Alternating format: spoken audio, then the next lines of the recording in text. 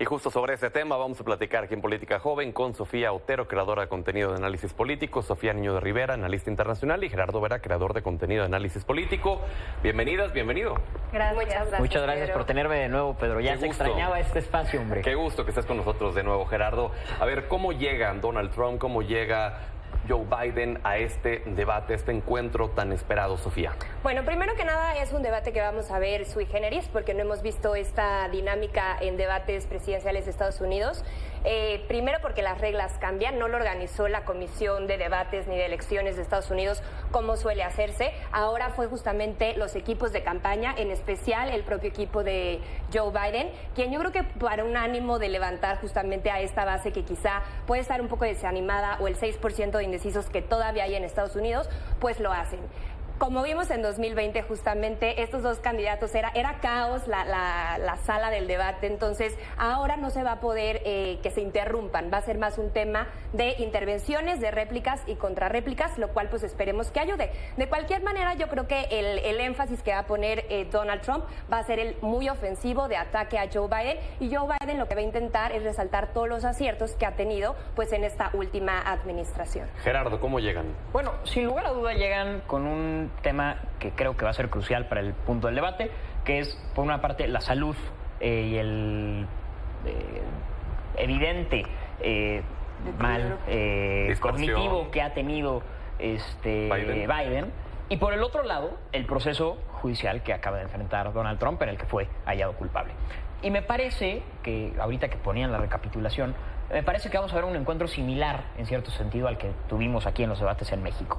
Este lado de un candidato que va a estar constantemente al ataque, como vimos en el caso de México, por ejemplo, a Xóchitl Gálvez, ¿no? Que me imagino que va a interrumpir, que no va a respetar las reglas acordadas, que no va a respetar a la moderación, y a un Joe Biden que me imagino va a estar muy ecuánime, fingiendo ni siquiera ponerle atención, ni siquiera volteándolo a ver. Pero creo que el problema es que, a diferencia del caso de los Estados Unidos, a diferencia del caso de México, más bien dicho, en Estados Unidos sí hay una diferencia importante en la tendencia de voto hacia cada uno. Es decir, no es una elección tan abierta como lo era aquí en México, es una elección mucho más cerrada. Y esa actitud de Biden puede enfurecer mucho a la base radical de Trump, mientras que la actitud de Trump puede enfurecer mucho a la base más radical de Biden. Sofía. Bueno, llegan ellos dos como candidatos porque al final los partidos no se abrieron a otros perfiles, no nos sorprende. ¿No? Igual, muy triste al final. Y también creo que algo que tenemos que destacar es el rol que va a tener todo el tema de la política exterior en este debate. Tenemos a una base que era principalmente demócrata, que está muy enojada con la inversión que se le ha hecho al gobierno de Benjamín Netanyahu en Israel. Entonces, no están dispuestas a darle ese voto a los demócratas, y que quizás pueden ser influenciados a, incluso, por extraño que suene, darle el voto a Donald Trump si es que él les promete frenar este conflicto, cosa que pues presumía desde su administración pasada, ¿no? Que él era el presidente que había llevado la paz al Medio Oriente. Entonces también creo que ese podría ser un tema que se lleve a discusión. Y como ya mencionaban, en efecto, la salud de Biden, que es impresionante como vimos ahorita en los clips, el cambio radical que tuvo de unos años hasta ahorita, arrastrando las palabras, desorientado. Entonces veremos si eso pasa también en el debate. A ver, el tema migratorio va a ser un punto crucial, sin duda alguna. Los electores estadounidenses, uno de los temas, si no es que el tema más importante hoy en día, es ese: la migración, la frontera sur, el que les prometan que van a impedir la llegada de más migrantes, que les van a quitar los trabajos, de acuerdo a lo que ellos dicen. ¿Qué es lo que ves en este aspecto, Sofía, de la migración tanto de Biden como de Trump? Bueno, ha sido definitivamente un impasse político tanto en la administración Trump, pero en especial en la administración Biden. Sabemos que intentaron pasar los demócratas esta ley en el Congreso, esta acta bipartita, y los republicanos pues justamente no quisieron, por más que están abogando por el tema, para no dejar que los demócratas se colgaran, pues por así decirlo, la medalla en este tema. Creo que lo que estamos viendo en este proceso de campañas extraoficiales extraoficial es que los dos moderen y lleguen como a un centro, porque normalmente vemos a un Trump mucho más agresivo en el tema de deportaciones, ¿no? Sobre todo especialmente contra los mexicanos, pero ahora estamos viendo, ya acaba de decir que todos los que vayan a titularse en la universidad en Estados Unidos se les va a otorgar una green card. Y estamos viendo también a un Biden que se está endureciendo un poco más, al menos en el tono de su discurso, y está diciendo justamente que ya se prohíbe se prohíben muchas restricciones, por ejemplo, para ofrecer el asilo. Entonces, esto es un tema central que debe de preocuparnos también, por ejemplo, a nosotros en México. Es un tema que hemos improvisado mucho y que hemos puesto en el centro del discurso, pero no realmente en el centro de la agenda bilateral. Entonces, yo creo que tenemos que ver ahora cómo lo van a enfocar. Vimos a Joe Biden mencionando este tema principal, el tema de migración y el tema de seguridad en su discurso del Estado de la Unión. Veamos cuál va a ser el método y el enfoque que diga ahora mañana en el debate. ¿Qué opinas, Gerardo? Sin lugar a duda, creo que el tema de la migración es trascendental para los estadounidenses y es donde me parece, justamente como lo decía Sofía, Trump tiene una oportunidad un poco positiva o una oportunidad que le puede restar, ¿no? Que es, en caso de que intente moderar su discurso, que no lo veo tan probable, pero que sí hemos visto índices de que lo ha buscado moderar en ciertos aspectos, como por ejemplo esta cuestión de darle green card a los mexicanos o inmigrantes que se gradúen allá, también me parece que él va a colgarse la medalla de haber radicalizado un poco la postura de Joe Biden y de haberla hecho cada vez más una postura restrictiva hacia la migración. Y entonces eso es una medalla que también un poco va a buscar colgarse como, bueno, incluso lo que no ha hecho el gobierno de Joe Biden o lo poco que ha hecho el gobierno de Joe Biden lo han hecho gracias a nuestras presiones y a las presiones que hemos ejercido políticamente. Entonces, ¿para qué votar por ellos si nosotros lo vamos a hacer bien? Sofía. Bueno, algo interesante que hay que considerar es que realmente tienen colores distintos, pero se parecen más de lo que podríamos pensar. Esta cuestión súper criticada de meter a inmigrantes, incluso menores, niñas, niños, en jaulas, ¿no? En estos centros de detención que vimos durante el mandato de Trump, esas jaulas fueron puestas por Barack Obama. Barack Obama, uno de los presidentes que más personas deportó. Los demócratas y los republicanos se parecen más de lo que nos permitimos aceptar y en efecto, como ustedes indicaban, se están acercando más, pero coincido con Gerardo, yo no veo a un Trump que al menos en el discurso vaya a ceder. Nuevamente, el discurso es una cosa y las acciones son otras. En acciones se parecen muchísimo, pero en el discurso son extremadamente distintos y ese es el encanto de Trump, ¿no? Este discurso radical, extremadamente anti-inmigrante, que al final enciende los ánimos de muchas partes de la población estadounidense. Que bueno, ya escuchamos todo lo que dijo el sábado Donald Trump, que deberían de crear una liga de peleas para los migrantes y que el migrante, y que el migrante campeón se enfrentara al campeón de la UFC y que hasta dijo, no, y el migrante le va a ganar porque son salvajes y son tremendos. Entonces, es ese discurso, ¿no? El que le trata de vender al ala dura de los republicanos, a los ultraconservadores, y que entonces conecta con ellos. Pero a ver, hablando en términos de México, ya vimos estos años con Joe Biden, vimos los años anteriores con Donald Trump. ¿Le va mejor a México con Biden o con Trump? Pues mira, es muy incierto porque ahora tenemos el factor Claudia Sheinbaum, que es un factor que no teníamos en la ecuación ni siquiera con Biden ni con Trump. Yo creo que al final de cuentas algo central no solamente va a ser el tema de la migración, va a ser el tema de la agenda comercial. ¿Por qué? Porque ya van a estar en funciones tanto el nuevo presidente de Estados Unidos como la presidenta Claudia Sheinbaum y tenemos de cara al 2026 la revisión del TEMEC, lo cual es algo central.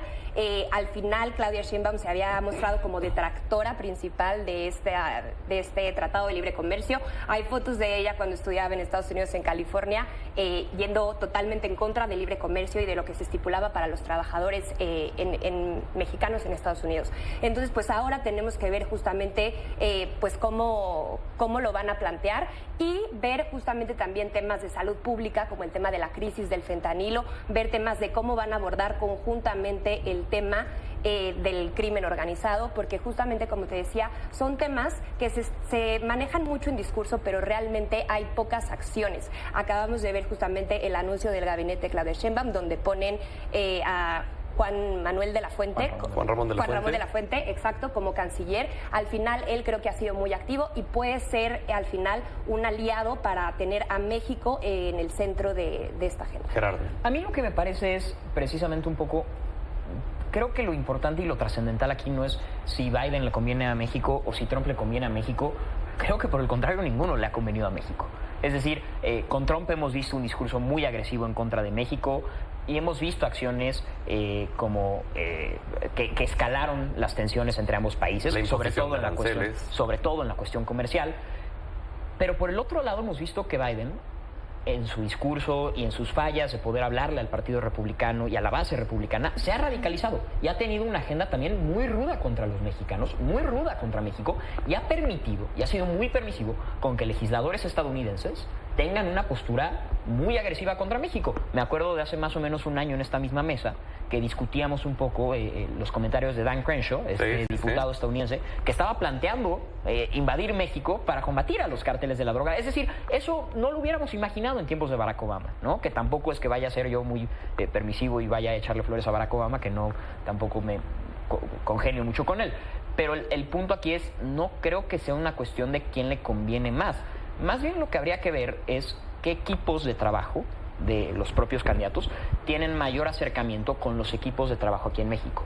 Y es donde Marcelo Ebrard es un sujeto muy respetado. Es donde vemos esas cuestiones más precisas, ¿no? Marcelo Ebrard, Juan Ramón de la Fuente, como bien lo mencionaban, pero también en Estados Unidos vemos que hay perfiles, algunos un poco más moderados, incluso dentro de la administración Trump, como Jared Kushner, que llegó a tener una buena relación con Videgaray en el caso de México.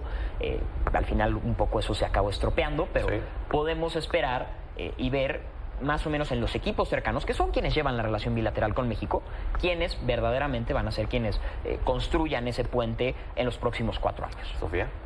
Bueno, como mencionaban, en el equipo de Claudia ya se han reclutado estos perfiles que han trabajado bien con Estados Unidos, que han congeniado, entonces no creo que debería preocuparnos tanto de esta manera el trabajo entre Estados Unidos y México, en ese sentido al menos, porque, como les mencionaba que los demócratas y los republicanos tampoco son tan distintos, pensemos, es Trump quien básicamente le pide a México que despliegue a la Guardia Nacional como su policía fronteriza, por así decirlo. La Guardia Nacional capturó a más personas tratando de migrar en territorio mexicano que iban rumbo a Estados Unidos que a delincuentes. Ese es el trabajo de la Guardia Nacional, que se implementó con Trump, pero se mantuvo con Biden.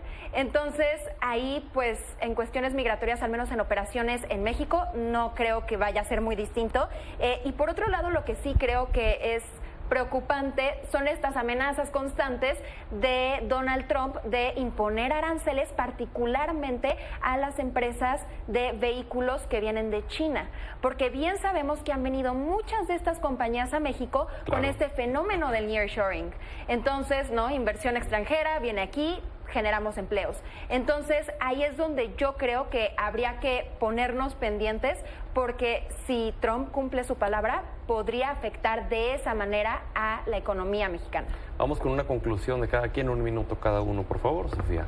Bueno, al final este debate va a ser muy central para los resultados que vamos a tener en noviembre.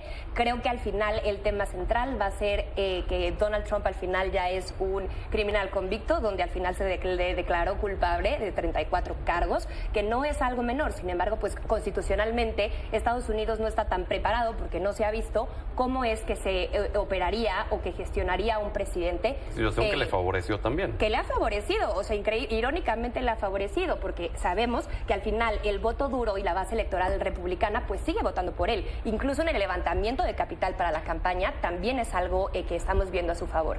Veamos si mañana efectivamente van a ser estos los argumentos, pero pues bueno, al final yo creo que vamos a ver a un Joe Biden mucho más tranquilo y a un Donald Trump totalmente combativo y ofensivo. Que este punto del financiamiento de las campañas, a diferencia de México, en Estados Unidos, para quien no lo sabe, tienen el permiso de poder recaudar dinero y es así el financiamiento.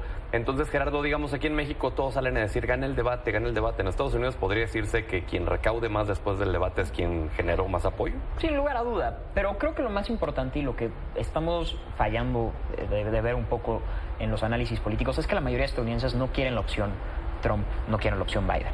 Entonces, es donde surge este interés de ¿Cómo va a reaccionar el estadounidense inconforme con estas dos opciones que se le están planteando, que son opciones que no quiere? Y creo que vamos a empezar a ver un poco un desgaste político que a ver cómo le cuesta a los dos candidatos hacia noviembre.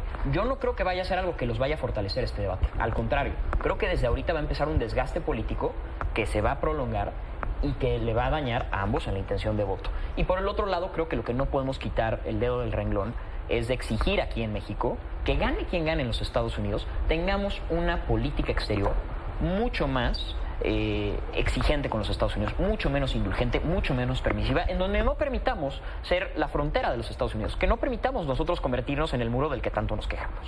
Sofía.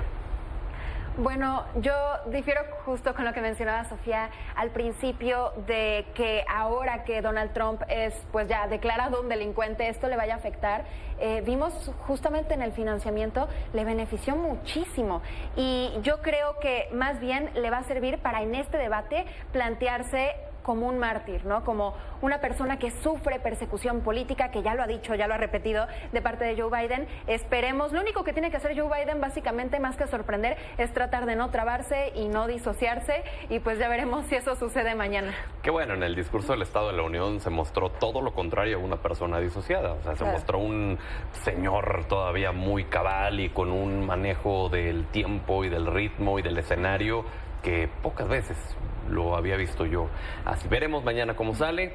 Gracias por haber estado con nosotros. Muchas gracias a ti, Pedro. Vamos a la pausa y regresamos.